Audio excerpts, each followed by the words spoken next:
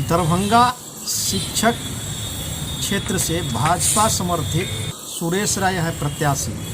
दरभंगा दर्शन संवाददाता जब इनसे पूछा कि अगर आपकी जीत होती है तो आपकी प्राथमिकता क्या होगी, तो इनका कहना था कि शिक्षकों के मान सम्मान के लिए मैं अंतिम दम तक लड़ाई लड़ूंगी और शिक्षक की जो समस्या है अगर मैं जीत के जाता हूं और अभी विधान परिषद में शिक्षक निर्वाचन जोर शोर से उठाऊंगा, क्योंकि शिक्षक के रूप में यहाँ उम्मीदवारी आप सबसे हैं, लोगों के बीच में जा रहे हैं। क्या कहेंगे सर, आपकी प्राथमिकता क्या होगी अगर आपकी जीत होती है तो? विधान परिषद का मेरी सबसे बड़ी प्राथमिकता होगी, एक अलग महत्व है। शिक्षकों की समस्या हमारी बिहार विधान परिषद को दरभंगा दर्शन की एक रिपोर्ट। पुरानी गौरवशाली परंपरा के आलोक में शिक्षक का सदन बनाना और विधान परिषद के अंदर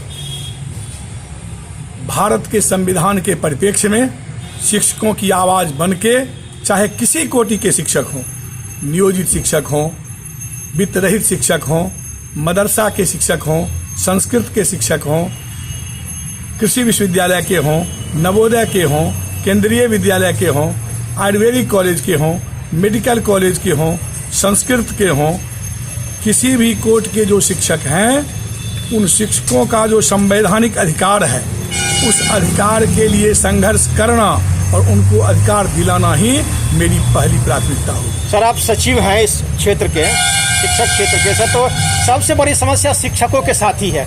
संबंध कॉलेज के हों या अन्य शिक्षक मदरसा के हों या संस्कृत शिक्षक हों, उनकी सुधि लेने वाला आज तक कोई नहीं हुआ।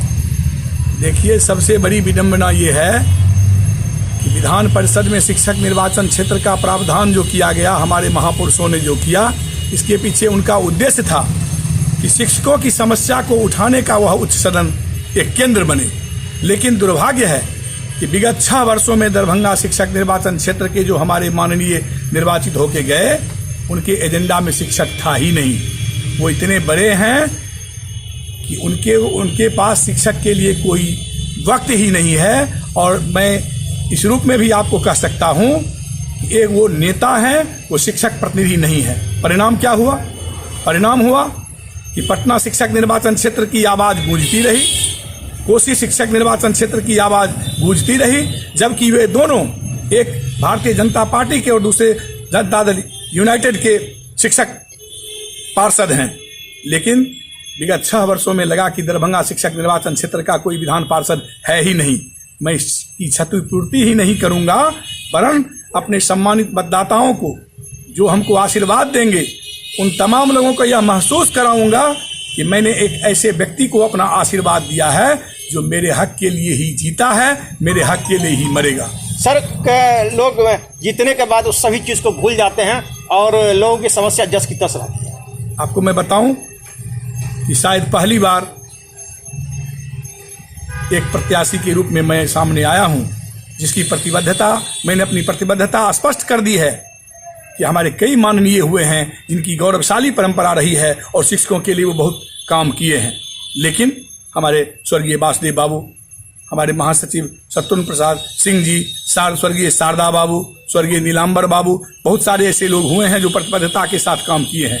लेकिन मैं उससे भी अलग लीग से हटकर मैं चारों जिला में मेरा कार्यालय संचालित होगा, वहाँ मेरे स्टाफ रहेंगे। शिक्षकों को अपनी समस्याओं के लिए पटना मेरे पास जाने की आवश्यकता नहीं है, मेरे स्टाफ उनके पास जाएंगे और मैं स्वयं प्रति माह चारों जिला में 2-2 दिन 3-3 दिन कैंप करके रहूंगा और उनकी समस्या जो स्पॉट स्तर पर समाधान के लायक होगा वहीं से समाधान कराऊंगा।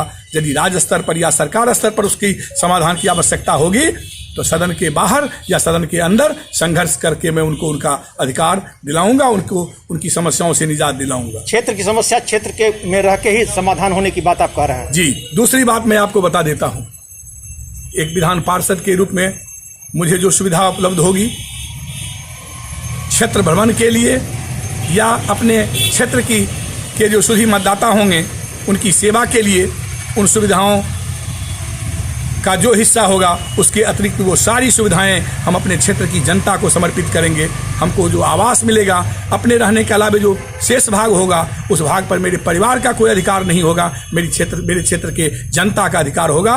और हमेशा उनके सुख और दुख दोनों में उनके साथ खड़ा रहूंगा। और मैंने बिल्कुल स्पष्ट कर दिया है कई लोग कहते हैं ये उस दल के हैं, ये उस दल के हैं, ये उस दल के हैं। इन लोगों का मैं को स्पष्ट रूप से यह जानकारी देना चाहता हूं कि समर्थन हासिल होता है, दलों का समर्थन मिलता है प्रत्याशी को, इसमें कोई सिंबल नहीं होता। और पुरानी परंपरा ऐसी रही है। स्वर्गीय वासुदेव बाबू सीपीएम के उम्मीदवार थे, क्या केवल सीपीएम के वोट से वो जीत गए? शिक्षकों के मत से सदन के अंदर लोग जाते हैं। इस बात का मैं ख्याल ही नहीं रखूंगा, वरन लोगों को यह महसूस कराऊंगा कि मैंने जिसको अपना आशीर्वाद दिया है उसके कारण कभी मेरा सर झुका नहीं, ये उनको मैं महसूस कराऊंगा।